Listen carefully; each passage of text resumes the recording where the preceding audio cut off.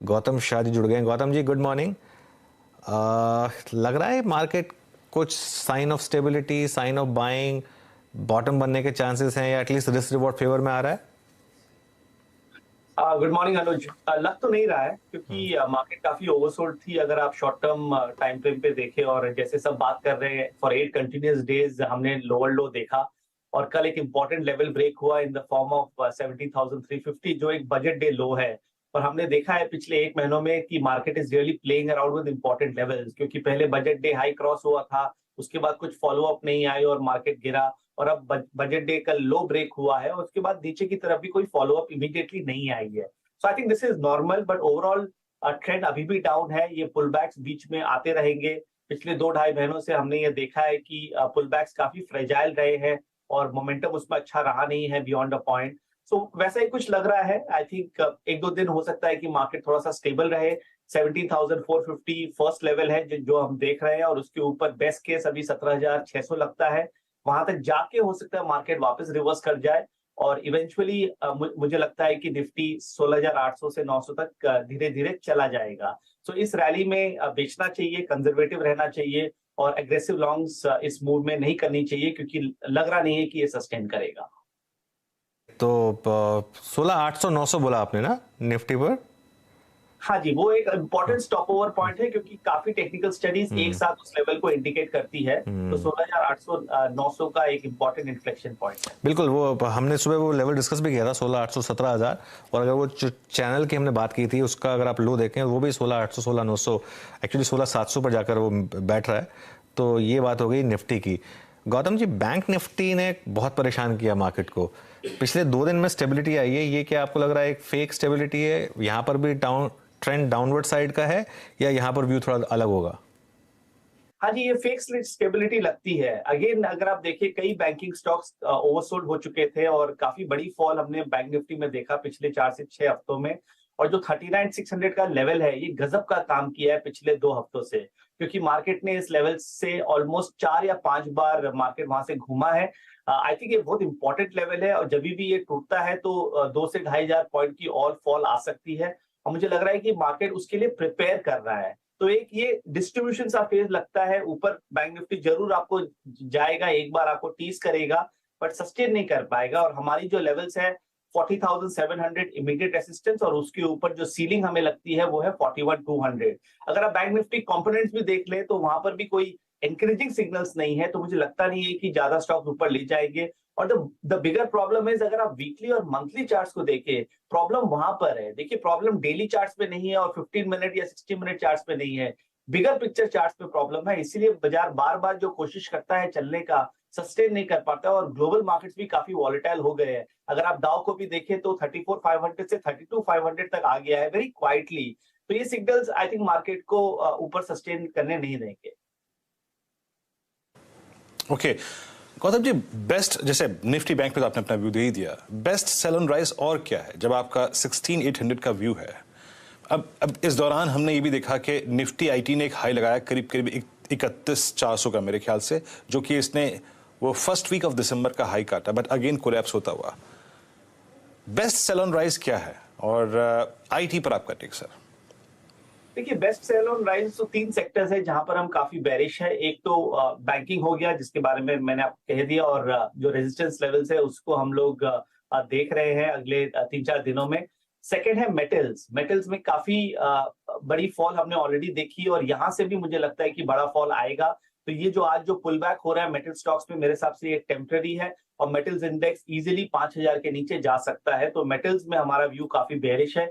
Again यहाँ पर अगर आप वीकली चार्ट्स देखिए, मंथली चार्ट्स देखिए, सारे पॉपुलर स्टॉक्स के तो काफी डिस्टर्ब हो चुके हैं, तो वहां पर बड़ी वीकनेस देखने को मिल सकती है और इस पुल बैक में वहां पर सेल ऑन राइज कीजिए। और thirdly energy, energy as a space which includes Reliance Industries which is such a big part of the energy index, वहां पर भी काफी वीकनेस है। अगर आप देखिए रिलायंस इंडस्ट्रीज 2450 से वापस धीरे धीरे 2340 तक आ चुका है कल तक, और उसमें भी आज थोड़ी बहुत पुल बैक हो रही है। मुझे लगता नहीं है कि सस्टेन करेगा और अगर वो 2300 का लेवल ब्रेक करता है तो यहाँ पर भी एक बड़ी फॉल आ सकती है। तो ये 3 हमारे हिसाब से बेस्ट सेल्स है इस मार्केट में। ऑन द बाय साइड हमें आईटी अच्छा लगता है, मीडियम टर्म स्ट्रक्चर काफी सॉलिड है।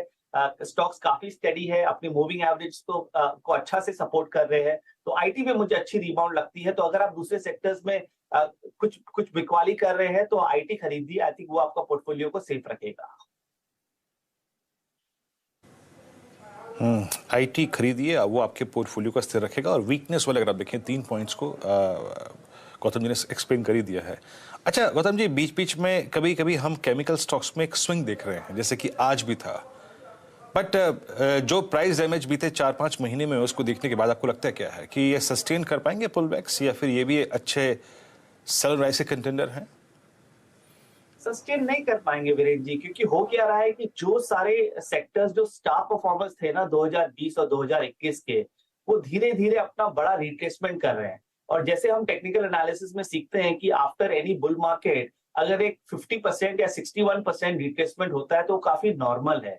तो राइज इतनी बड़ी थी कि potential to fall was quite large. तो 4-5 महीनों में काफी गिरे हैं, no doubt about it, but in comparison to the rise मुझे लगता है कि अभी भी काफी पोटेंशियल है काफी केमिकल स्टॉक्स में फॉल आने की।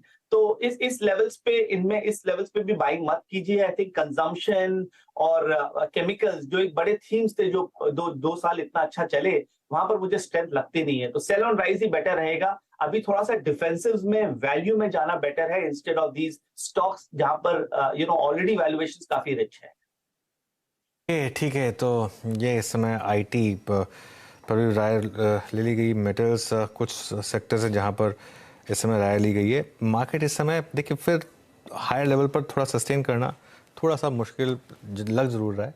निफ्टी इस समय 17,405 पर। गौतम जी, एक रिलायंस को लेकर काफ़ी कंफ्यूजन है लोगों को, और उसकी हम बात इसलिए करते हैं क्योंकि सबसे बड़ा स्टॉक है मार्केट का और एक अपने आप में एक सेक्टर है। आपने काफ़ी ट्रैक किया है इस स्टॉक को, यहाँ पर क्या व्यू बन रहा है? देखिए, कोई भी चीज का आज समझने के लिए उसका पास देखना बहुत जरूरी है, वही टेक्निकल एनालिसिस है। अगर आप देखें पिछले 1 साल में हुआ क्या, जब निफ्टी 18,900 तक गया तो सारे इंडेक्स हैवीवेट्स ने पार्टिसिपेट किया। कितने हैवीवेट्स लाइफ टाइम हाइस पे चले गए और सस्टेन किए। रिलायंस एक मेजर इंडेक्स हैवीवेट स्टॉक था जो पूरा टाइम उस रेंज में रहा, जब अच्छा टाइम था, जब उसको अपॉर्चुनिटी था 3,000 की तरफ जाने के लिए। वो हुआ नहीं, वो हर बार 27-2800 के लेवल से घूम जाता था। और अब जब मार्केट में डिफिकल्ट टाइम्स आ गए हैं तो ये स्टॉक अंडर परफॉर्म कर रहा है और नीचे की तरफ लीडरशिप ले रहा है।